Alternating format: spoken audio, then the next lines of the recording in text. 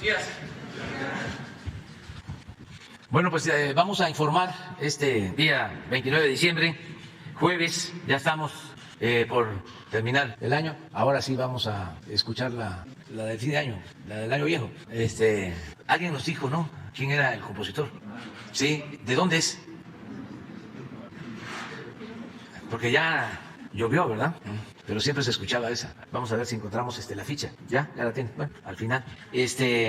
Vamos a... de Guadalajara, de Jalisco. Vamos a...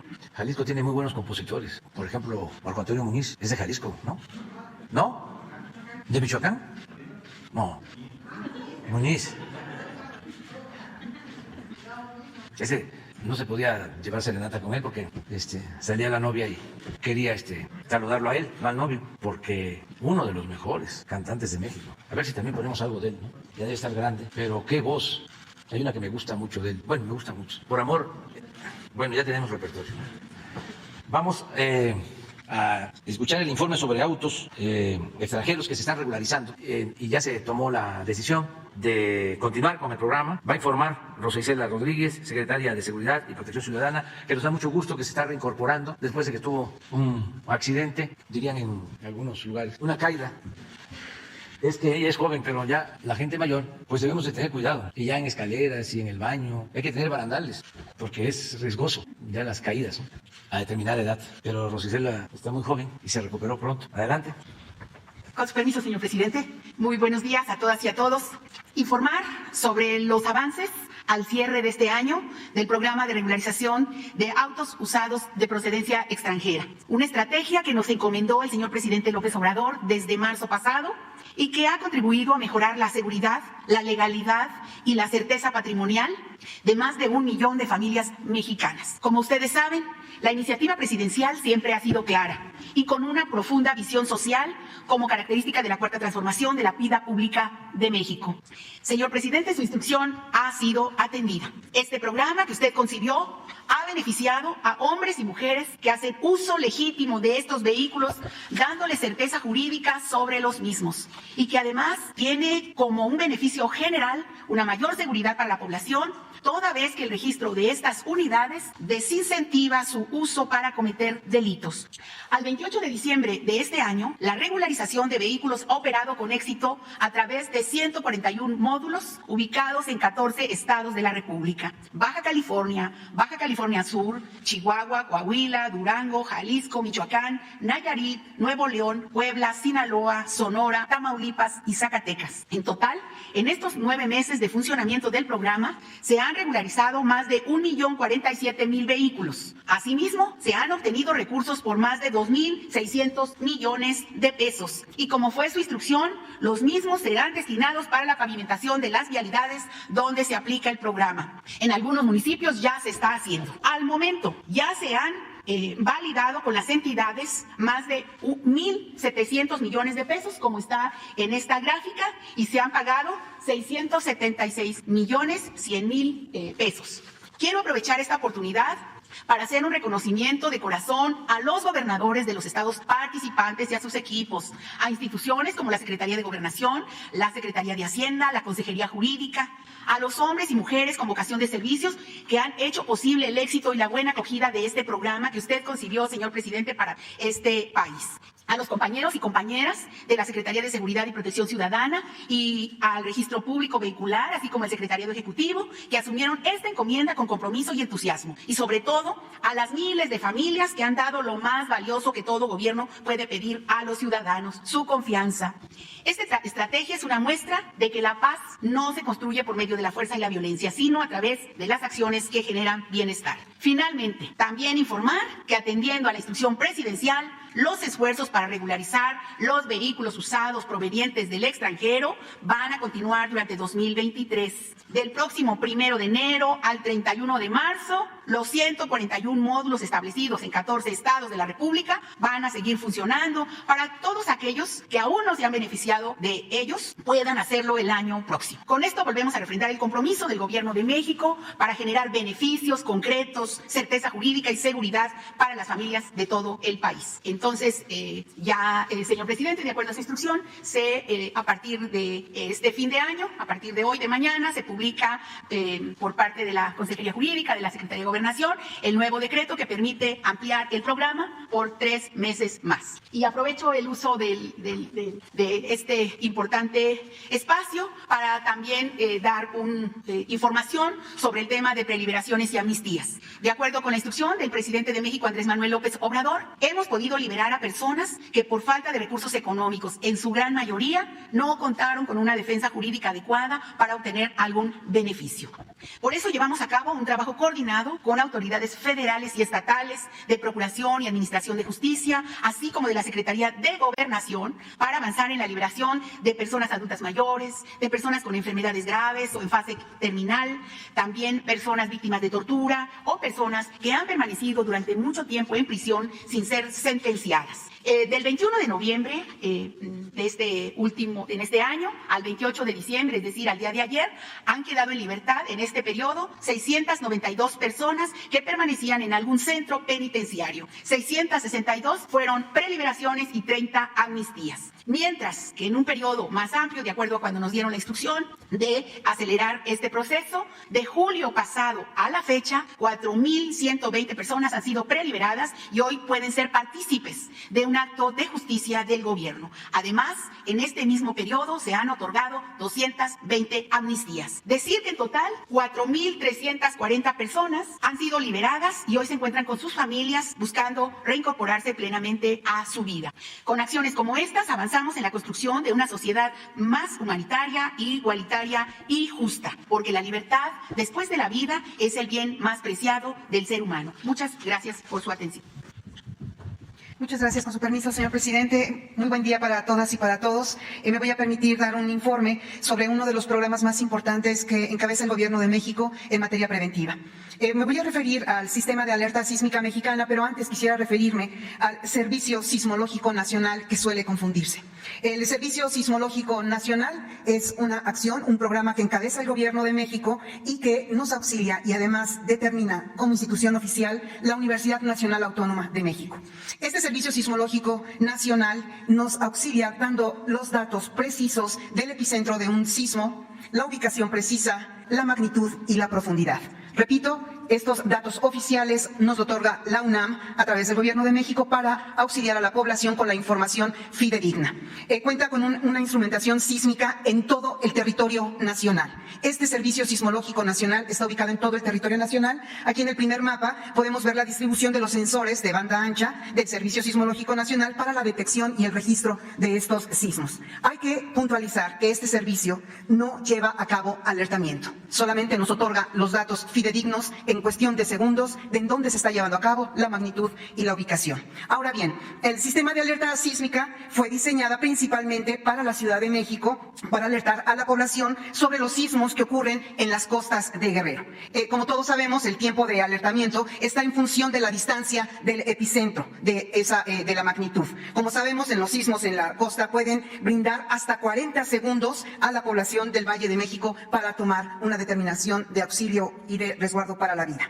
Solamente existe un sistema de alerta sísmico, más conocido como SASMEX, operado por el Centro de Instrumentación y Registro Sísmico AC, y emite el alertamiento. En el segundo mapa podemos ver cómo está distribuido los sensores de CIRES para el alertamiento. Podemos ver con mucha precisión que es todo el occidente y buena parte del suroeste y centro-sur de nuestro país, que es en donde tenemos el mayor riesgo de sismicidad y es en donde se ha determinado que se distribuyan estos sensores. Toda la costa del Pacífico y el centro-sur, de Jalisco a Oaxaca. El CIRES en 1989 desarrolló este sistema. Ellos son los dueños de esta patente, de los algoritmos. Desarrolló el sistema de alerta sísmica para la Ciudad de México, entrando en operación en 1991 y en 2003 inician las operaciones en Oaxaca. En el año ya de 2012 se incorporan otros estados y se instala el sistema de alerta sísmica mexicana que encabeza el Gobierno de México. Es decir, no solo se queda en la Ciudad de México y en Oaxaca, sino que hay una ampliación de estas estaciones sísmicas a los estados de Jalisco, de Colima, de Michoacán, Guerrero, Oaxaca y el estado de Puebla. En el siguiente mapa podemos ver esta cobertura espacial, cómo es que se tienen distribuidos estos transmisores que nos ayudan a alertar a la población. Ya lo mencionamos, en el centro del Estado de México, Ciudad de México, Michoacán, Morelos, Puebla, Guerrero y Oaxaca, que además nos ayudan con 11 transmisores de la señal de alerta por radio que nos ayudan a auxiliar a la población. Quisiera hacer aquí una acotación. En los estados de Chiapas y de Tlaxcala cuentan con un sistema de alarma sísmica, que no es de alerta sísmica. La alerta sísmica suena y te da un tiempo determinado a partir del epicentro para que hagamos acciones preventivas como las que ya conocemos. Pero en Chiapas y Tlaxcala, por iniciativa propia, con recursos propios de los estados, cuentan con este sistema de alarma sísmica, es decir, suena al mismo tiempo que se percibe el sismo. En este mapa, en la siguiente lámina, podemos ver con mucha claridad, en color verde, cuáles los estados en donde tenemos un riesgo bajo de sismicidad, en color amarillo el riesgo medio y en rojo el riesgo alto, que es en donde hemos estado trabajando a lo largo de estos años y no ha sido la excepción en este sexenio, en donde se ha incrementado esta alerta sísmica. El sistema cuenta con estos sensores que registran los sismos de la costa desde Jalisco hasta Oaxaca y se emite el alertamiento a los estados de Michoacán, Guerrero, Oaxaca, Morelos, Ciudad de México, Estado de México y Puebla. Durante 2023, uno de los proyectos más importantes que estamos impulsando desde este 2022, pero que se va a concretar en 2023 y 2024, es la ampliación de la difusión de este sistema en el estado de Colima. Está fuera completamente de consideración técnica contar con un alertamiento en todo el país, sobre todo por el riesgo sísmico en la zona del noroeste del país, que es muy bajo. Nos tenemos que concentrar en la zona de alto riesgo. El SASMEX, entre 1991, que es cuando se echa a andar este sistema de alerta sísmica, hasta el 2022, ha captado más de 10.500 sismos, de los cuales para 171 se ha emitido una alerta sísmica. De 10.500 sismos, 171 con alerta sísmica. Los avisos de alerta se reciben a través de radioreceptores, aquí en la Ciudad de México, con los altoparlantes del C5, que es además el de mayor utilidad porque es el que alerta el mayor número de personas, y desde 1993 también se alerta vía la radio comercial AM y FM y televisión, y próximamente para 2023 estaremos a través de la telefonía celular. Por último, y concluyo mi participación mencionando que la Coordinación Nacional de Protección Civil trabaja de manera permanente en estos programas preventivos para la población, para actualizar la detección de sismos y la plataforma de comunicaciones, con la finalidad de difundir durante el 2023 el alertamiento sísmico a la población a través de la telefonía celular y llamado Cell Broadcast. El Gobierno de México implementa el proyecto Sistema Integral de Envío Masivo de Mensajes CAP. Esta propuesta se viene trabajando desde 2019 de manera conjunta con el Gobierno de la Ciudad de México, con la Secretaría de Seguridad Ciudadana y la Coordinación, Seguridad Pública y Protección Ciudadana, y la Coordinación de Estrategia Digital Nacional de Presidencia. Evidentemente que este es uno de los proyectos más importantes que tendremos para el próximo año. Vamos a continuar con la homologación de los sonidos y de los mensajes, en donde tenemos distribuido todo nuestro sistema de alerta sísmica para que sea el mismo mensaje para la población. Y por supuesto la ampliación del sistema para los estados de Colima y del Estado de México. Eso sería todo, señor. Con permiso. Pues vamos con... ¿Quedó algo pendiente? ¿Cómo? 4 pendientes, vámonos. Liliana Noble Alemán. Gracias, señor presidente. Muy buenos días, Liliana Noble de Pulso Saludable. Buenos días, secretaria Laura. Buenos días. Me gustaría preguntarle, señor presidente, hace unos días, 2 exactamente, se conmemoró el Día Internacional para la Preparación de las Epidemias. En México se tienen registradas alrededor de 4 más o menos, las más destacadas. Estas 2 últimas, la del 2009, de la influenza H1N1, y la que ahora mismo estamos viviendo del nuevo coronavirus SARS-CoV-2. Yo quisiera preguntarle si ha instruido en su gobierno a que se queden algunas bases sentadas, establecidas para futuras pandemias o epidemias. Sabemos que desafortunadamente dependemos del microorganismo que las genere para poder establecer una tarea eficaz de resolución, pero la Organización Mundial de la Salud dice que sí se pueden establecer ciertos criterios generalizados en todos los países para poder prevenirlas y para poder resolverlas con inmediatez. ¿Tienen alguna estrategia ustedes pensada en este sentido? Esa sería mi primera pregunta. Gracias. Sí, la verdad, Liliana, que nosotros desde el inicio de la pandemia del COVID dimos a conocer que contábamos con un equipo de primera en todo lo relacionado con la atención de epidemias, de pandemias. Y este equipo se mantiene empezando porque el secretario de Salud, el doctor Alcocer, es un científico destacadísimo, Premio Nacional de Ciencia. Hugo López-Gatell, lo mismo, ha tenido un desempeño ejemplar en la atención a la pandemia del COVID, y él se hace cargo de toda la estrategia que tiene que ver con la prevención de epidemias, vacunación, y tiene un equipo muy profesional. Entonces, sí tenemos esa área cubierta muy profesionalmente. No es algo que nos preocupe por deficiencias o por falta de profesionalismo. O sea, son muy buenos los encargados de esta área. Y cuando estén aquí, este martes que viene, no, el siguiente, ellos van a traer ya un informe, de acuerdo a lo que tú estás solicitando. Bien, gracias, señor presidente. Y en una segunda pregunta, durante la marcha me puse, además de algunos funcionarios, a preguntarles su sentir sobre el acompañamiento que le hacían en la marcha. También investigué en las mujeres que les representaba esta marcha, y tiene mucha relación con el tema de la salud, que es prioritario en mi medio de comunicación, porque hay una brecha salarial entre las mujeres con los hombres. El Instituto Mexicano para la Competitividad, el INCO, dice que por cada 100 pesos que perciben los hombres, 84 ganan las mujeres. No importa el género ocupacional, no importa el nivel educativo, ni tampoco los conocimientos que tengan las mujeres, estamos percibiendo 14 pesos menos en comparación con los caballeros. Una de las áreas en donde más está golpeada este sector es en el área empresarial, en los privados, también en el sector público. Los medios de comunicación encabezan la lista. Desafortunadamente, las mujeres percibimos menos recursos que los hombres, y también en el área de la energía y del gas es donde las mujeres perciben menos. Estas mujeres a las que yo entrevisté durante la marcha me hicieron reflexiones sobre que en su gobierno se ha destacado que usted ha impulsado a las mujeres. Hoy ya tenemos a muchas gobernadoras y secretarias que son mujeres, y también se perfila alguna candidata como mujer. Muchas de estas mujeres que entrevisté me comentaban que tal vez con usted sería la realidad o la posibilidad de que en México por primera vez existiera una mujer presidenta. Yo quisiera preguntarle, señor presidente, si en su gobierno existe la posibilidad de establecer a través de la Secretaría del Trabajo una, pues si no una obligatoriedad, pero sí una recomendación de que se igualaran los salarios de los hombres y de las mujeres, sin que sea el hecho de ser mujeres una percepción que impida que ganemos lo mismo que un hombre en la igualdad de circunstancias laborales. Esa sería mi segunda pregunta. Se ha ido avanzando bastante.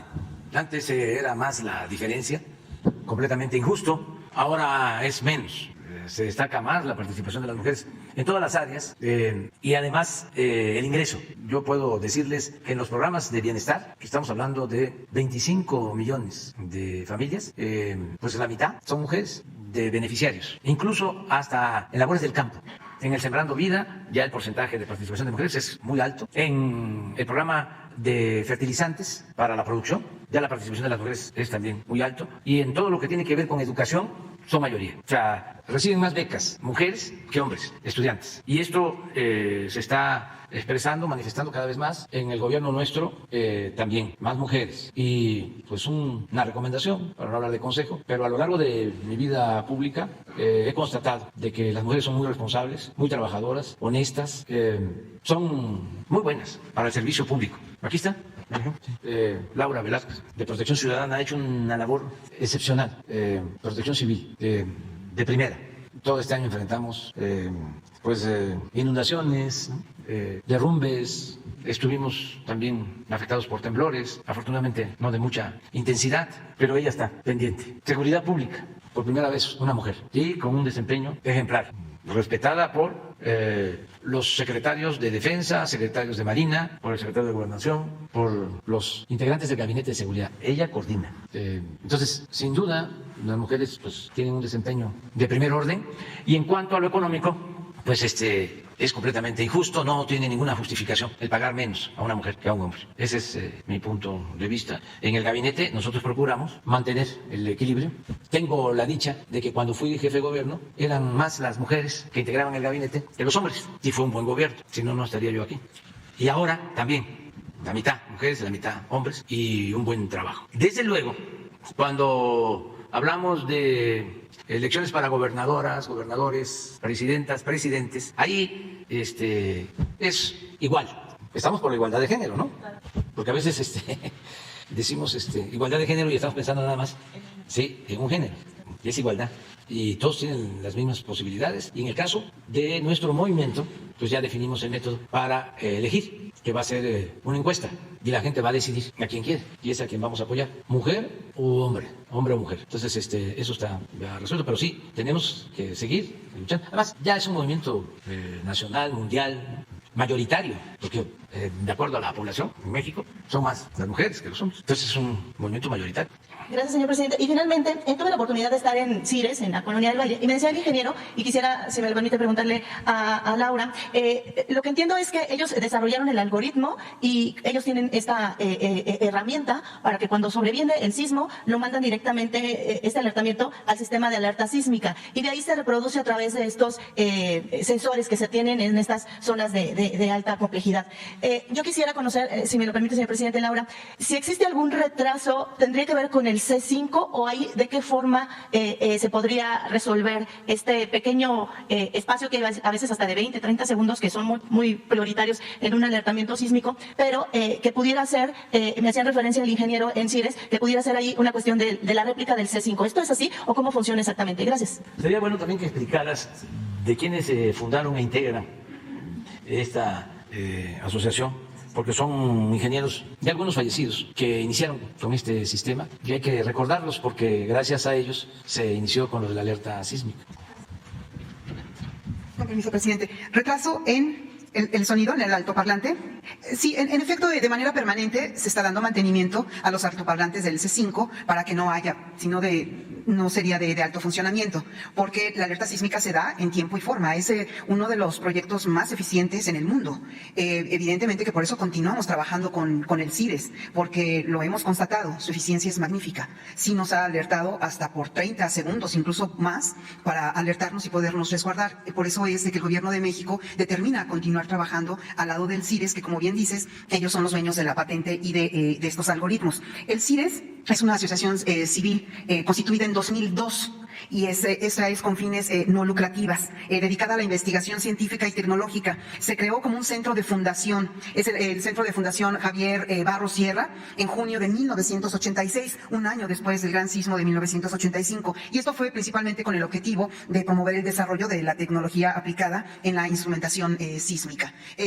Son muy eficientes, son muy funcionales, conocen muy bien la República Mexicana, evidentemente cuál es la zona de mayor riesgo de alta sismicidad, y sí hay un proyecto que estamos trabajando de manera conjunta para incrementar este número de sistema, que sea un poco más amplio. Quedará pendiente para el próximo sexenio, por ejemplo, Baja California o el sur de Chiapas, que con eso estaríamos cubriendo toda la zona de alto riesgo de sismicidad. Muy bien, vamos con Pedro Villa. Presidente, buenos días, Pedro Villa, del Periódico Universal. Presidente, preguntarle, hoy se da a conocer un documento interno del INSABI donde se reporta que solo se entregan 3 de 4 medicamentos o insumos solicitados por los sistemas de salud estatales. ¿Hasta cuándo se podría regularizar este desabasto? ¿Sería hasta el próximo año, en 2024, como usted ha mencionado, un sistema de salud ejemplar como el de Dinamarca? Pues hemos avanzado mucho. Yo les comentaba que ya se compraron todos los medicamentos que se requieren para el 23 y el 24. Ya están comprados.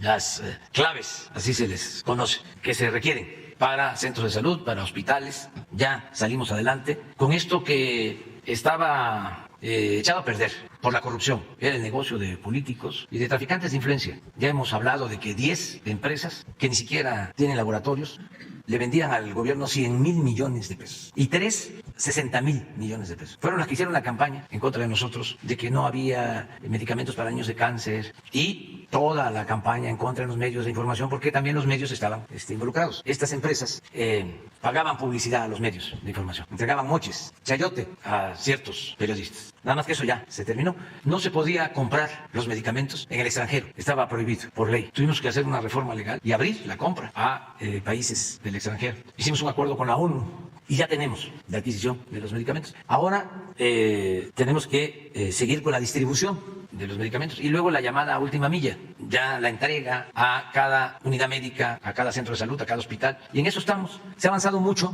El martes hablábamos que ya en los estados donde iniciamos todo el plan para mejorar el sistema de salud pública, ya tenemos más del 90% de abasto de medicamentos. O sea, más del 90% de recetas surtidas en 9 estados. Y estamos avanzando. Y yo espero que para mediados, más tardar a finales del año próximo, ya tengamos un sistema de salud de calidad, de los mejores del mundo. Es mi compromiso y sé cumplir los compromisos. Y se está avanzando, enfrentando obstáculos, porque hay que reparar instalaciones, hay que equipar hospitales, hay que contar con los médicos generales, con los médicos especialistas. No he visto una nota en el Universal ni en ningún periódico convencional, o en la radio, un reportaje en la televisión, del daño que hicieron los neoliberales corruptos al aplicar la política de privatización de la educación y rechazar a los jóvenes que querían ingresar a las universidades con la mentira de que no pasaban el examen de admisión. El daño tan grave que causaron, porque ahora no tenemos los médicos, ni mucho menos los especialistas que necesita el país. Y eso tuvo que ver con la política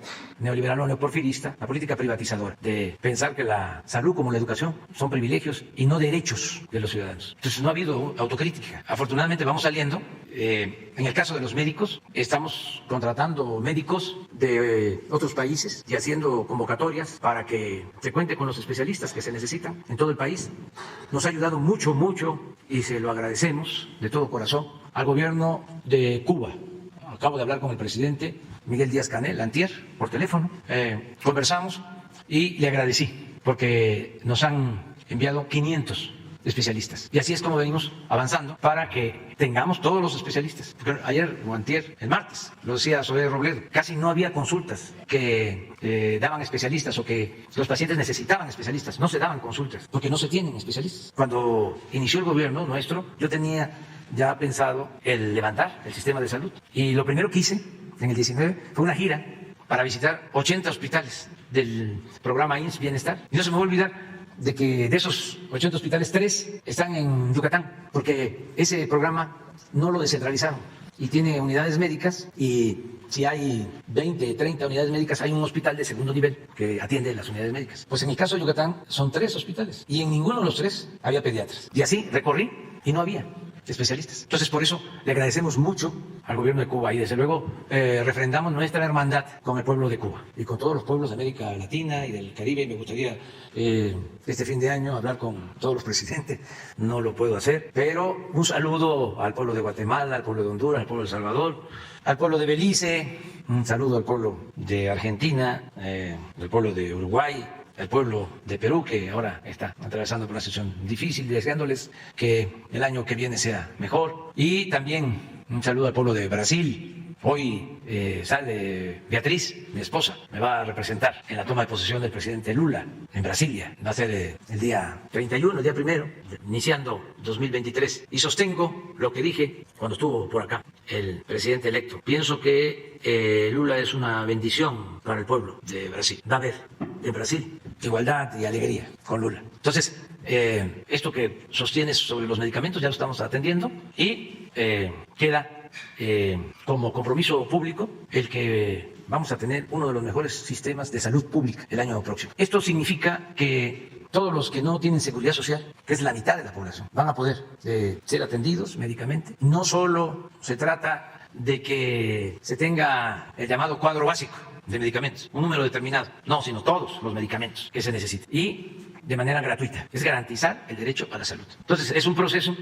Les hablaba hace un momento de que quería yo iniciar la rehabilitación del sistema de salud desde el comienzo del gobierno, pero nos vino la pandemia, nos metimos de lleno a eso y una vez que ya no es lo mismo, afortunadamente, en cuanto a contagios por COVID, ya estamos levantando el sistema de salud y vamos a seguir avanzando porque es algo importantísimo. Me gustó mucho la frase con la que terminó Rosa Isela su informe. Dice, después de la vida, lo más importante es la libertad, pero después de la vida, así es, ¿no? O sea, la salud es importantísimo, es un derecho. Presidente, aprovechando que está la secretaria de Seguridad, ¿cuál sería el balance que se tiene de este año en materia de seguridad? Hay algunas cifras que reportan en materia de mujeres, algunos delitos que han subido. ¿Cuál es el reporte que se tiene en esa materia de seguridad? Pues hemos avanzado mucho este año. Por ejemplo, este año fue muy notorio el que ya empezamos a bajar la incidencia delictiva, en específico en lo relacionado con homicidios. Porque cuando entramos al gobierno iba así. A ver si no tienen ahí la lámina. Y este año es ya cuando empezamos con un descenso, empezó a disminuir. Porque los primeros años todavía nos costó, claro, se logró detener la tendencia al alza. Esto que venía, si no hubiésemos aplicado las medidas que estamos llevando a cabo, la estrategia que se está implementando, la tendencia era esto. Y lo que hicimos, porque era un impulso ascendente, fue detener en caso de homicidios, solo detener. Ahorita vamos a ver otra gráfica, donde se ve mejor. Pero ya, a ver, la anterior de favor, sí, esto ya aquí ya empezó y últimamente más, o sea, lo que es 2022. A ver, ahora sí la gráfica anterior es esto. Aquí entramos, 33.737, promedio diario 92 asesinatos. Todavía 19 por esa tendencia al alza, 34.715. ¿Se acuerdan que aquí vino Jorge Ramos 1 o 2 veces a decirnos esto? Que sí, en efecto, eran los indicadores más altos. Entonces nos llevó tiempo por repito, el incremento que se traía, la dinámica de incremento de violencia. Y aquí empezó a bajar, ya menos que el 18. Y ya 22, y los promedios 92 diarios, 95, 94, 91, 85. Esto es importante y lo que estamos proponiéndonos es reducir más. ¿Por qué no ponen lo de porcentajes? También vuelvo a lo mismo. Si no hay contexto, no se entiende el texto, o no hay texto sin contexto. Entonces, en la prensa, que no nos quiere, pues son expertos en sacar de contexto un problema. Van a las podridas, a buscar las podridas. Entonces, esto se olvida. Este es el sexenio del presidente Salinas. Un incremento en su sexenio en homicidios de 9.2. Cedillo redujo homicidios en 31.2. Fox lo aumentó muy poco, 1.6. Este es el campeón, Calderón. Lo incrementó casi 200%. La guerra, lo irracional, lo absurdo. Peña lo incrementó 59 y nosotros lo hemos bajado en 10.3. Nada más que esto tampoco sale en el Universal. Imagínense una primera plana al Universal así. Así nada más. Ni ayer, que fue el Día de los Inocentes. Preguntarle si ya se tiene confirmado o se descartó que el presidente Joe Biden aterrice en su próxima visita a nuestro país en el AIFA y si se tocará el tema de Genaro García Luna en esta visita que hará el mandatario estadounidense aquí a Palacio Nacional, porque el juicio contra el exsecretario de Seguridad Pública comienza a mediados de enero. ¿Se tiene contemplado esto? Y también conocer si su opinión acerca de estos espectaculares que han sido contratados en diversas partes del país, promoviendo una silueta similar a la de Claudia Sheinbaum, con la leyenda es Claudia. ¿Cuál es su opinión? Algunos al interior de Morena han hecho algunas críticas a esto. La oposición considera que son actos adelantados electorales para la presidencia de 2024. Bueno, se está viendo lo de la llegada del presidente Biden, lo está viendo el Servicio Secreto de Estados Unidos, lo que era antes el Estado Mayor. Entonces, nosotros estamos planteándoles que lo mejor es que el avión aterrice en el aeropuerto Felipe Ángeles. Y ayer les explicaba yo de que no es un asunto logístico, sino político, porque el Universal y el Reforma, imagínense, Lore de Mola, Sarmiento, etcétera, etcétera, etcétera, pues se encargarían de decir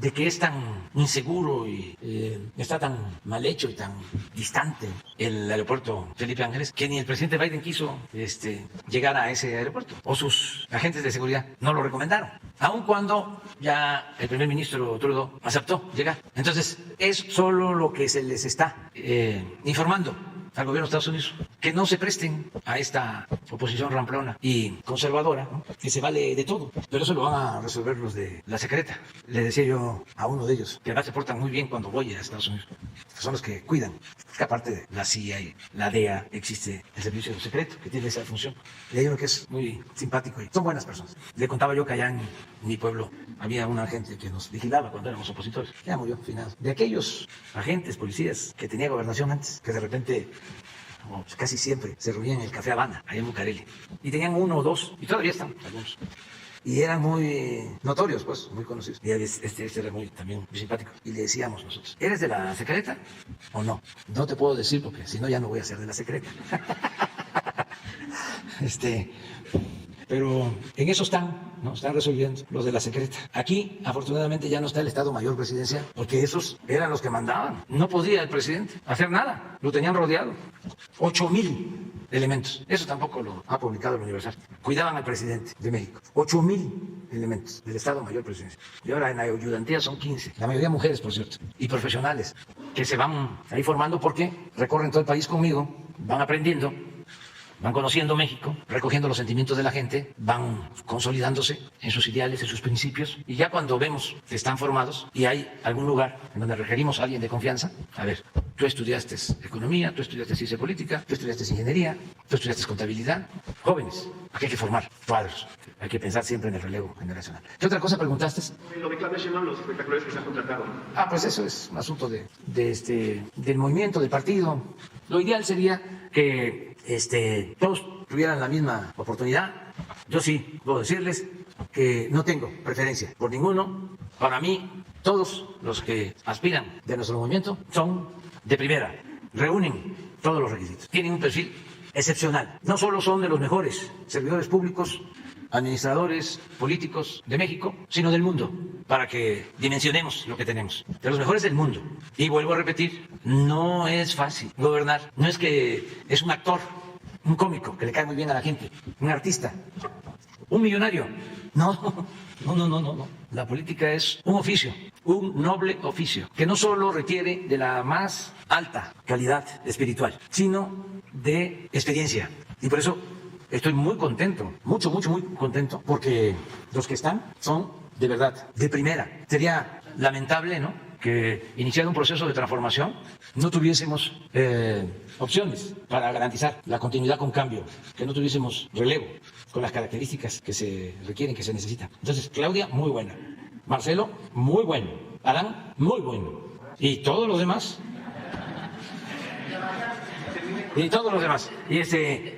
Pero digo, yo no sé cómo lo van a hacer en el flanco derecho, en el bloque conservador, porque no tienen gente, con todo respeto lo digo, con experiencia. Vean uno por uno. Además son muchos. ¿Cómo le van a hacer? Ojalá y no haya dedazo de Claudio X González o de los machuchones. No me meto en eso, es otra cosa. Eso, yo lo único que puedo decir es que tenemos un pueblo muy politizado. Por eso yo digo, hay polarización. No, hay politización. No nos confundamos. Es un pueblo muy consciente. Entonces, al que se quiere pasar de listo, no le va bien, porque la gente está ahí, viendo. Les voy a contar una anécdota, porque es importante, para que vean lo que es el pueblo, la sabiduría del pueblo. ¿Por qué digo que el pueblo es sabio? En contra de Sheridan. Y por eso le tengo un gran respeto al pueblo. Bueno, antes de eso, le tengo amor al pueblo, pero también mucho respeto, porque el pueblo es mucha pieza. El problema de los conservadores, entre otros, es el menosprecio al pueblo. Cuando el desafuero, resulta que había pasado la elección del 2000 y se da una ruptura en el PRD porque querían la candidatura a la presidencia, la buscaban y tenían derecho el ingeniero Cárdenas y Porfirio Muñoz Ledo. Entonces, en las encuestas estaba mejor posicionado el ingeniero Cárdenas. Sí, fue en el 2000. Y entonces, hasta me tocó hablar con el licenciado Muñoz Ledo para convencerlo de que él podía ser candidato a jefe de gobierno y que si se iba en pareja, en unidad, el ingeniero Cárdenas para la presidencia, Porfirio a jefe de gobierno, podemos ganar. Estoy hablando de antes de la campaña del 2000. Era yo todavía presidente del PRD. Ya estaba yo a punto de terminar. Hasta le ofrecí al licenciado Muñoz Ledo. Primero, que yo hablaba con el ingeniero Cárdenas, pues para armonizar. Segundo, que si él aceptaba, yo me ofrecía a ser su jefe de campaña. Entonces, me acuerdo que desayunamos porque buscaba yo la unidad. Era mi trabajo como dirigente. Yo tenía ya pensado irme a Tabasco, regresar a Tabasco, a ser de nuevo candidato a gobernador. Y ya había terminado mi trabajo con muy buenos resultados. Está mal que yo lo diga, pero para que no se olvide. Porque cuando yo fui dirigente del PRD, pues se ganaron gobernaturas que nunca se habían ganado. Se ganó la jefatura de gobierno, gobernaturas de Zacatecas, Tlaxcala, Baja California Sur. Bueno, desplazamos al PAN como segundo lugar en la Cámara de Diputados, porque el proyecto de Salinas era el que se estableciera en México un bipartidismo, PRI-PAN, una especie de gatopardismo. Eso que consiste en que las cosas en apariencia cambian para seguir igual. Queda uno, queda otro, pero sigue la misma política económica. Esa donde todos los intereses cuentan menos el interés del pueblo. Entonces, ese sistema de simulación es el que querían establecer. Y yo y muchos, mujeres y hombres, nos dedicamos a romper esa simulación. Y fue muy importante que creo que en el 97, en una elección intermedia, ya la izquierda había desplazado al PAN de segundo lugar en la Cámara de Diputados. Y así, cosas. Pero ya terminé, ya estaba yo por concluir, pero faltaba ver lo de la sucesión para el 2000. Yo tenía pensado pues irme atrás. Ni por aquí imaginaba que unos meses después iba yo a ser el candidato a jefe de gobierno. Entonces, estaba yo convenciendo al licenciado Muñoz Ledo. Entonces me dice, mira, yo ya he participado en todo, he sido candidato pues en todo, he tenido pues todos los cargos, soy secretario de Educación, secretario del Trabajo, todo. Y lo único que me falta es ser candidato a la presidencia. Y quiero, porque me siento con capacidad. Entonces, quiero ser candidato. Entonces, no hay nada que hacer. Entonces, como se elige en el PRD al ingeniero Cárdenas, el licenciado Muñoz Ledo se va de candidato, como era su intención, creo que por el PAN, por otro partido. El PAN, ¿verdad? Sí. Esto para los jóvenes, porque está muy difícil que esta historia la cuente el Reforma o el Universal, o se conozca. El caso es que se va de candidato el PAN y ya cuando viene la ola azul, ¿no?, que está Fox muy fuerte y que ya es evidente de que va a ganar, él declina y se suma a Fox. Gana Fox y creo que le ofrecen ser embajador o representa a México en el extranjero. Y luego, como es un hombre de nervio y de prestigio, pues termina por no gustarle. Y me viene a ver, yo era jefe de gobierno, y me dice, yo quiero ayudar. Ah, pues muy bien, licenciado, venga. Y me ayudaba, creo que como asesor, pero no se sabía, pero sí teníamos relación. Porque lo estimo mucho, como estimo muchísimo al ingeniero Cárdenas. Y por eso me puede decir que soy Hitler o Stalin. De verdad lo estimo, los estimo. Bueno, al ingeniero Cárdenas lo respeto mucho. Entonces, pero estamos aquí hablando de la sabiduría popular, del por qué no se debe menospreciar al pueblo. Resulta que estoy como jefe de gobierno y para que yo no apareciera en la boleta como candidato a la presidencia, Fox decide desaforarme con Krill. Todo esto por la historia, ¿no? Que no hay que olvidar. Con el presidente de la Corte y con todos los ministros de la Corte. Azuela, que era el presidente de la Corte. Entonces, inventan de que yo no había respetado un amparo, porque se construyó un camino para comunicar a un hospital en Santa Fe. Un hospital, por cierto, privado, importante. Creo que se llama ABC sí, que había quedado aislado y se hizo una calle. Entonces, supuestamente yo no había respetado el amparo, que era un asunto de un organismo que manejaba Santa Fe, que no recuerdo ahora su nombre, un organismo del gobierno. Pues como ese organismo del gobierno decidió hacer el camino, yo terminé como responsable. O sea, jalaron la responsabilidad. Tiene un nombre ese organismo que ya no está. Era un fideicomiso que manejaba todo lo de Santa Fe. Ya me voy a acordar. Bueno, el caso es que viene el desafuero y la alianza, PRI-PAN, y me desaforaron. Ya me voy, Copilco, desaforado. Y la gente se moviliza y me sacan adelante, me rescatan el pueblo con grandes manifestaciones. Ya no les queda más que dar marcha atrás y regreso al gobierno. Pero en una de esas marchas, yo tenía un problema en la pierna y una marcha, creo que fue desde antropología, una marcha muy grande. Yo venía caminando, pero con mucho dolor en la pierna. Entonces llegamos al Zócalo y tenía que hablar. Entonces, con el dolor y llegando, y me acuerdo que estaba Martí Batres como conductor del programa. Y le digo, Martí, dale tiempo, habla, ¿no? Para que yo me reponga y ya pueda yo hablar, porque no aguantaba el dolor. Era una bursitis, además, muy fuerte. Pero en eso, volteo a ver y veo al licenciado Muñoz Ledo diciendo, pues aquí está la solución. Porque Zócalo y el licenciado Muñoz Ledo, pues, ¿qué más? La gente va a estar a gusto, va a hacer un buen discurso y me da tiempo que yo me recupere, ¿no? Entonces le digo a Martí, no, le dije a él, ¿quiere hablar, licenciado? Dice, sí quiero. Pues adelante. Entonces le digo a Martín, anuncia de que va a hablar el licenciado. Pero la gente se había quedado con lo de la elección. Entonces cuando lo anuncian, una rechifla generalizada, ¿no? Porque se había pasado al PAN, o sea, o se había adherido a Fox. Pero yo ni siquiera lo percibí, nunca imaginé, porque si no, pues no le digo, ¿no? No lo hubiese yo dicho. Pero la gente no olvida. Esto es una lección para que no se menosprecie al pueblo, porque a veces se piensa, la gente no se entera o no sabe de esto. No, y eso fue hace 20 años. Imagínense cómo está ahora la gente. Si es el periodo de mayor politización en la historia de México, los últimos 6, 10 años. Entonces, es contestar de cómo el que aspira y juega sucio o actúa de manera ventajosa, o se quiere pasar de listo, no le ayuda, se le revierte, tiene un efecto de boomerang. Entonces hay que tener cuidado con los excesos y hay que aprender a autolimitarse y a respetar al pueblo. Entonces, ¿es de usted, compañero? Que te cambiaste. Sí, ¿es esa la respuesta? ¿Mande? No, eso es un asunto judicial, como yo creo que todos sabemos.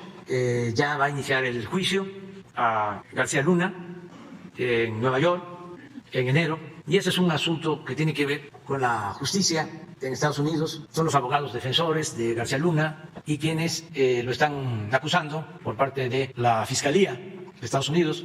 Ya existe un jurado y ya va a empezar el juicio, pero eso no tiene que ver con nosotros. Eso no es tema en la plática con el presidente Biden. Yo ya les he dicho a ustedes qué es lo que respetuosamente quiero tratarle. Aquí lo he dicho. Lo resumo, es mayor integración económica de América del Norte y de toda América, de todo el continente. Mayor integración en lo económico, en lo comercial. Buscar la autosuficiencia, sustituir importaciones. Más desarrollo para el continente americano. 2, un plan para combatir las desigualdades en América Latina y el Caribe. Algo parecido a lo que fue la Alianza para el Progreso en la época del presidente Kennedy, porque desde entonces no se ha hecho nada, hace medio siglo. Entonces, ¿cómo vamos a enfrentar el fenómeno migratorio si abandonamos el desarrollo en los países de América Latina y del Caribe? Esto debería aplicarse en todo el mundo, pero lo primero pues es lo que tiene que ver con nuestro continente. Y lo tercero es que ya no haya intervencionismo, que ya cambie la política. Monroe, y que todos los países de América Latina y del Caribe y Estados Unidos y Canadá nos tratemos como aliados y que haya respeto a nuestra soberanía. Esos son los tres temas. Él seguramente tiene cosas que tratar y nosotros vamos a estar muy atentos. Respetamos mucho al presidente Biden, pero la agenda nuestra es esa, básicamente. No sabemos.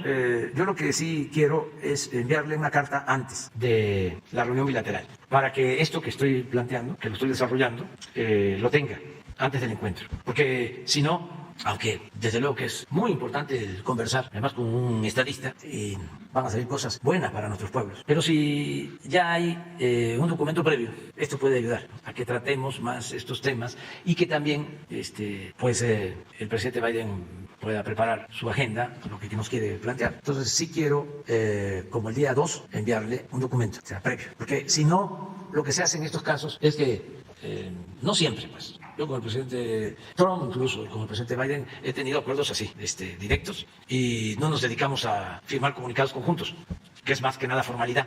No descarto los comunicados conjuntos, pero hay cuestiones esenciales que se tienen que tratar así, de manera directa. Entonces, se va a informar ampliamente, ¿sí?, sobre acuerdos, y yo considero la posibilidad de iniciar una etapa nueva, no solo en la relación de Estados Unidos, Canadá y México, sino en la relación de todos los pueblos y gobiernos de nuestra América, del continente americano. No, eso tiene que ver con la independencia y con la soberanía de los pueblos. No, para nada. Cada país es libre y el gobierno es libre de tener relaciones con cualquier pueblo y con cualquier gobierno. Es parte de los principios de política exterior de nuestro país, la no intervención y la autodeterminación de los pueblos. Nosotros no podemos decir a quién reciben y a quién no reciben. Eso no. Eso corresponde a la política soberana de Estados Unidos. Bueno, Cristian Bautista. Presidente, buenos días. Cristian Bautista, del portal de noticias Cuarto de Prensa, G4.com, para hacerle una petición.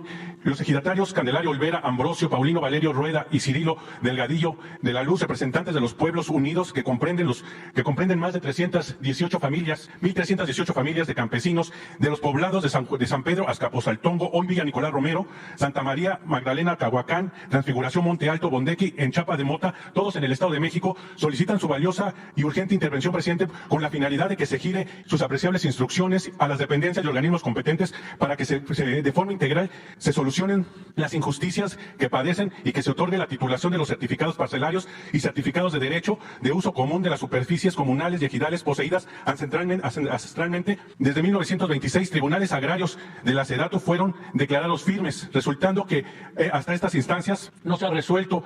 Esto con complicidad de algunos políticos y caciques como Tomás Martínez Mandujano, los hermanos de la familia Rojas Valle, y además de la señora Silvia Valle de Rojas, quien sin escrúpulos han invadido más de 500 hectáreas con golpes, robos, destrucción de sembradíos, derribo de viviendas, algunos homicidios, para pretender arrebatarles de manera arbitraria estas tierras. Presidente, ya se han metido varias peticiones, atención ciudadana, en marzo, septiembre y noviembre de este año, pero no han tenido resolución.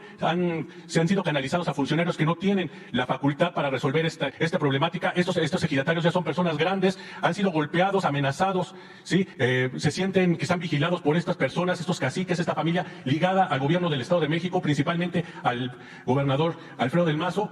Ya han ocupado esas hectáreas, han construido, han golpeado a las familias, inclusive también ya ha sido asesinado uno de los abogados que llevaba estos casos. Entonces pídenle su intervención, presidente, esto anunciando que hace unos meses usted dio parte de esto, un problema similar con los yaquis, así que piden que por favor intervenga una reunión con la titular de SEDATU para que ya se les pueda resolver. Estos títulos de propiedad vienen desde los virreinales desde muchísimo tiempo, resoluciones presidenciales, decretos presidenciales, y no se han respetado. Así es que estos ejidatarios le piden, por favor, una reunión con las autoridades correspondientes, pero principalmente con la titular de SEDATU. Ellos confían mucho en usted, están con usted, presidente, y lo invitan a que visite estos poblados para que se dé cuenta de la problemática que hay, y también le van a enseñar las hectáreas que han sido invadidas y todo lo que han sufrido. Inclusive estos ejidatarios le mandan decir que el día que vaya lo invitan a comer ahí a sus comunidades para que vea toda la problemática, presidente. Muy bien, pues vamos a atenderlos, ¿sí? Les comentas y pónganse de acuerdo. Le voy a pedir a Rosa Isela Rodríguez que ella nos ayude. Tiene que estar Román Meyes, el secretario de SEDATU, y el procurador agrario. Incluso hay una resolución de la Procuraduría Agraria, tampoco se ha resuelto, nada más les dan la vuelta, no les dan el avión como se dice estos ejidatarios, pero no les resuelven. Bueno, no tú les resuelven. dices que aquí en Palacio los 3 servidores públicos encabezados por Rosa Isela los van a recibir. Si pueden, mañana. Muy bien, presidente. Pónganse de acuerdo. Y sobre le reitero la invitación de los ejidatarios para que visite sus poblados allá en el Estado de México, inclusive está abierta la invitación para que usted vaya a comer con ellos. Sí, que yo les agradezco mucho y les mando un abrazo y vamos a ver qué hacemos con su asunto y luego, todavía nos queda tiempo. Sí, porque desde 1926 ellos ya tienen ese derecho y hasta la fecha pues no se ha resuelto. Vamos a buscar la forma de ayudarlos. ¿Sí? Todo esto, desde luego, ellos lo saben, cuidando los procedimientos legales y haciendo justicia. Eso es lo que garantizamos, que haya justicia. Presidente, en una segunda pregunta, me perdió. En una segunda pregunta, presidente, de acuerdo a un incremento que ya hubo de salarios mínimos, se prevé otro aumento a partir del 1 de enero de este 2023. ¿Cómo va a repercutir este incremento en la relación de los contratos marco que el gobierno federal mantiene con las empresas de limpieza? ¿Se harán ajustes a los contratos marco con la misma proporcionalidad respecto a los aumentos al salario mínimo? Esto toda vez que estos contratistas del servicio de limpieza han denunciado que los ajustes a los contratos marco y los incrementos al salario mínimo hacen que las prestaciones de los servicios se vuelvan incosteables. Sí, son dos cosas. Uno es el incremento al salario mínimo, que nosotros nos comprometimos a que iba a aumentar y se está logrando. Ha aumentado el salario en términos reales hasta ahora 62-64% desde que estamos. Pero a partir del día 1, dentro de 3 días, se va a ir al 90% el incremento. Porque pasa de... Esto es el aumento. Este es el aumento que ha habido. Sí. A ver, pon la anterior, que es muy interesante. Este es todo el periodo neoliberal o neoporfirista. Esta gráfica tampoco aparece en Reforma ni en el Universal. Miren, esto es del 94. Enero del 94 estaba así. Enero 95, 96, no. Aquí, miren cómo se mantuvo. Aquí llegamos nosotros. Pero en términos cuantitativos, no sé si tienen, eran como 88 pesos. Aquí está, cuantitativo. Y va a pasar a 207, así es, a partir del 1 de enero. Este salario mínimo. Y luego son los contratos colectivos que tienen las empresas con sindicatos y con trabajadores. Ahí los incrementos son de otro tipo, porque incluyen también prestaciones y ya es un acuerdo a que se llega entre obreros y patrones. Entonces no va a ser, ojalá, ¿no? Y haya una empresa que se guíe por estos incrementos, pero no es así. Y legalmente es otro procedimiento, es la revisión del contrato colectivo y es un acuerdo mutuo, de acuerdo entre las partes. Si no hay acuerdo, se puede acudir a una instancia de conciliación y hasta ejercer el derecho a la huelga. Así lo establece la Constitución, las leyes. Entonces, se va a dar la negociación. Nosotros ya no queremos que los trabajos del gobierno los hagan empresas, sino que el gobierno contrate directamente y las empresas contraten, que no haya lo que se llama outsourcing o subcontratación. Y todavía hay, aunque ya se modificó la ley y se ha avanzado, pero por ejemplo, en este mes de diciembre se reduce el número de trabajadores inscritos al Seguro Social porque siguen estando los trabajadores por contrato y para no pagarles aguinaldo y para no pagarles otras prestaciones, los despiden. En este mes los vuelven a contratar en enero, el mes próximo, pero están por contrato para evadir la responsabilidad de garantizarles prestaciones y otros derechos. Eso, la antigüedad, por ejemplo, eso lo tenemos que ir resolviendo poco a poco. Ya se avanzó bastante, pero falta. A ver, Iván Saldaña, del Heraldo. Gracias, presidente. Ya mañana no hay lista. Ven, sí. Pero eso, Presidente, ya que estaba... se acaba el año, pero viene el 23. Presidente, ya que estaba hablando del tema de seguridad y usted exponía las cifras, el descenso de, sobre todo, homicidios dolosos, preguntarle, hace unos 2 días el senador Ricardo Monreal hizo un balance, dice, su balance del 2022. Entre ello, parafraseo algunas de las citas que dio, dice que la inseguridad sigue causando estragos. Todas las encuestas de opinión revelan que la gente se siente más insegura en su domicilio, en su colonia. La inseguridad está costando también en términos del PIB y la inseguridad este año alcanzó su punto más alto. El crimen organizado avanza en control territorial, cobro de piso, extorsión, es un problema serio. ¿Qué opina al respecto? Nada. ¿Comparte esta opinión? No, nada. Pero es así, No, presidente. es que no quiero yo de la confrontación, o que se entienda de que tenemos diferencias. Mejor no opino nada. Ahora sí que voy a aplicar aquella de que uno es dueño de su silencio y rehén de lo que dice. Entonces todo lo que yo diga se va a usar en mi contra o va a ser utilizado para atizar diferencias. Entonces no tiene caso. O sea, es muy importante en la política el silencio. Presidente, en un segundo tema también. O como leyendo- decía Bori, aquel entrenador. Bora Milutinov. Yo respeto. Yo yo respeto.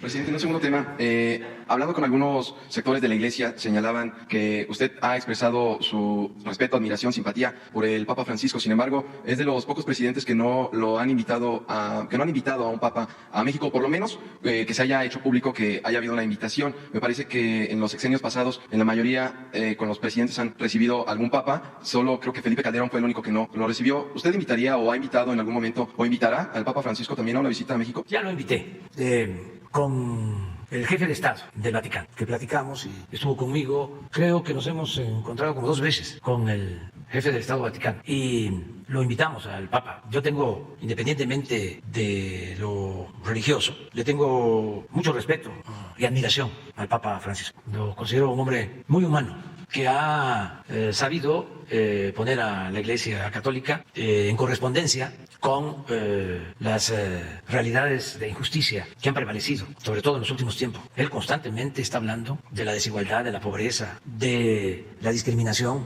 de las injusticias que se cometen. Y ha sido muy respetuoso con nosotros. Ya en una ocasión hablé de cómo en las 3 transformaciones históricas de México, los papas han estado en contra de los cambios en favor del pueblo. Es obvio que cuando la independencia, el Papa estuvo a favor de los realistas y en contra de los independentistas. Hay un debate de si excomulgaron o no a Hidalgo, que es el padre de nuestra patria. Pero desde luego, si no lo excomulgaron, sí, fue mal visto por su iglesia. Y la jerarquía del Vaticano estuvo siempre a favor de que no se lograra la independencia de México. En el movimiento de reforma, los liberales fueron excomulgados y se apoyó en Roma la invasión francesa, la imposición de Maximiliano. En la Revolución fue terrible que el Papa reconociera a Victoriano Huerta, quien mandó asesinar a Francisco I. Madero, apóstol de la democracia. Ahora no. Ahora el Papa Francisco ha actuado con mucho respeto. Es más, diría que por eso también, entre otras cosas, la Iglesia mexicana, la Iglesia católica, ha sido respetuosa con nosotros. Como nosotros somos respetuosos de la Iglesia católica y de todas las iglesias, y somos respetuosos de los creyentes y de los no creyentes, porque el Estado laico significa libertad religiosa.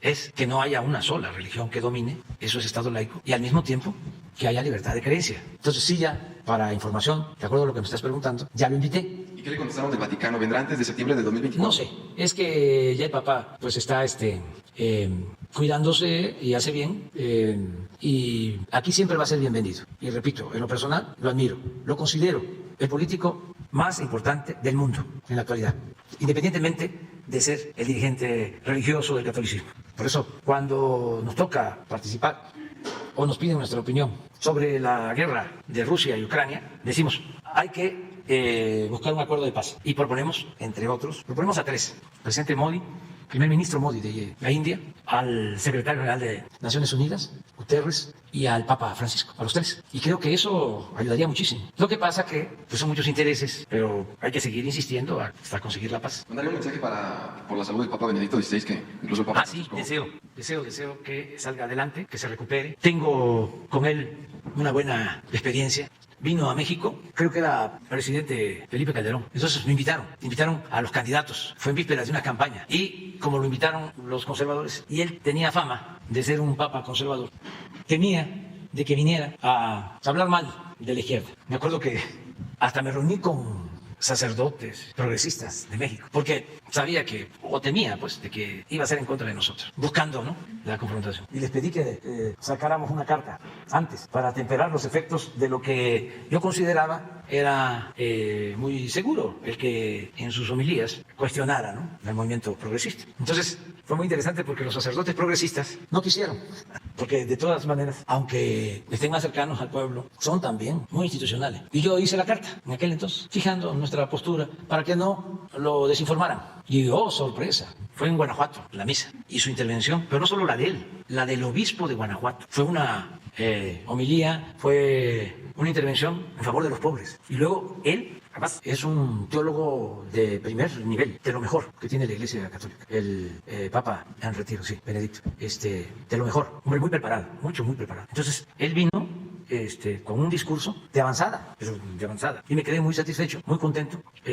Luego se fue a Cuba y pensé, bueno, allá va a repasarnos, a cepillarnos, como se diría en el béisbol. Pues no, también, muy respetuoso y consecuente. Por eso si me pides, además lo haría yo por cualquier ser humano, no le pediría yo que se recupere y le deseo, ¿no?, que salga adelante, lo hago por cualquier ser humano y más en este caso, una autoridad, ¿no?, de una iglesia, le deseo eso. Ya nos vamos a ir, ya nos vamos a ir, queda nada más queda para mañana Judith, es la única que queda. Judith, tú quedas. Y tú, que pues, ya no hacemos lista porque si no es que tenemos 2 cosas más que tratar. Una, que les quiero presumir. ¿Sí? ¿Me lo permiten? ¿Me permiten que yo tire aceite? Es que ya estamos terminando el año. Entonces les quiero mostrar la encuesta última, de ayer, la mundial. Es de hoy. Sí, pero la levantaron hasta ayer. Miren cómo terminamos el año.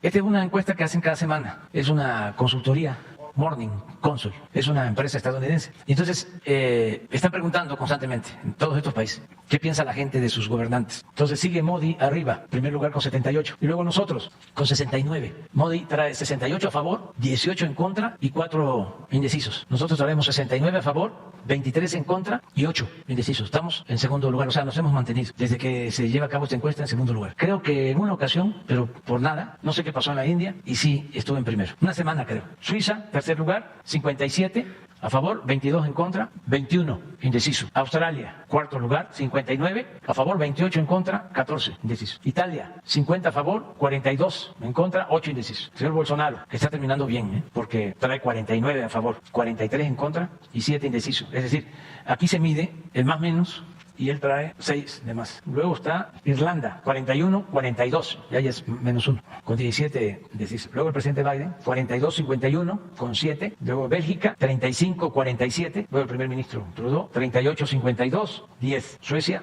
33-50. Reino Unido, 31-52. Él va avanzando, porque la primera ministra que renunció llegó a tener 9. Y ya tiene 33. Polonia 30, 62, 8. Alemania 30, 64, 7. Países Bajos 27, 67, 6. República Checa 26, 67. Austria 26, 67. Noruega 22, 66. Japón 22, 66. Corea del Sur 22, 71. Pues ahí está, así estamos. Falta la canción. Vámonos a la canción. ¿Año viejo? Sí, y también ¿la tienen la otra? Si nos vamos a Jalisco.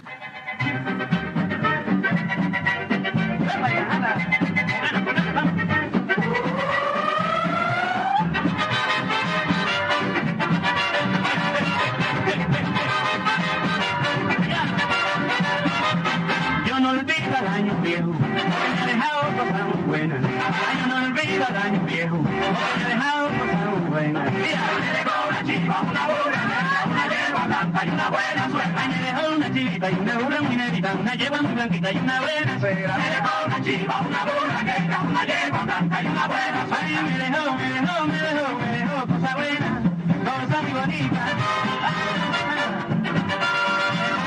Reviva.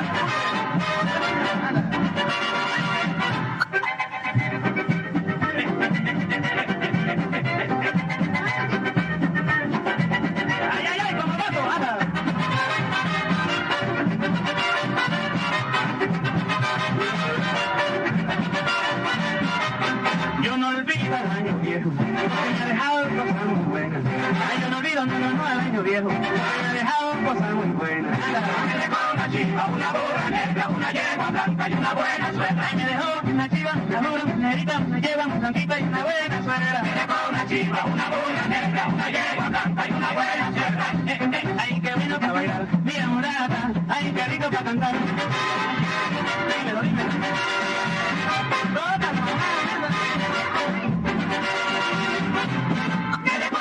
Una burra negra, una yegua blanca y una buena pero para que sabes cómo bailarlo, dime para cantar. Me dejó una chiva, una burra negra, una yegua blanca y una buena suegra. Ay, yo no olvido el año viejo que va, yo no olvido el año viejo otra vez.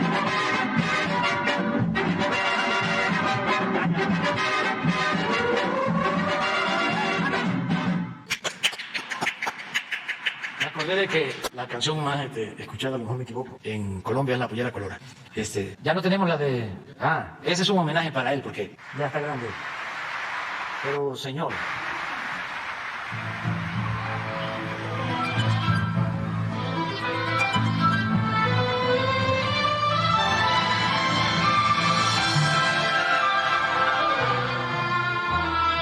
amor se han creado los hombres en la faz de la tierra. Por amor hay quien haya querido regalar una estrella. Por amor fue una vez al Calvario con una cruz a cuestas. Aquel que también por amor entregó el alma entera. Por amor se confunden las aguas y en la fuente se besan. Y en las alas de la mariposa los colores se crean. Por amor ha existido en el mundo siempre tanta belleza.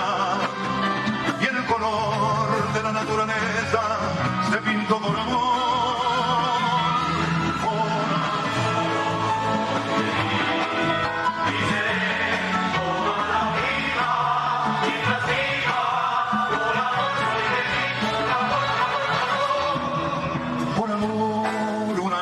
Cualquiera, un amante se entrega. Por amor, en un beso se calman unos labios que esperan. Por amor, ya no llevo las cruces que me dio el sufrimiento. Por ti, lo que fuera mi suerte se cambió por amor. Lo digo,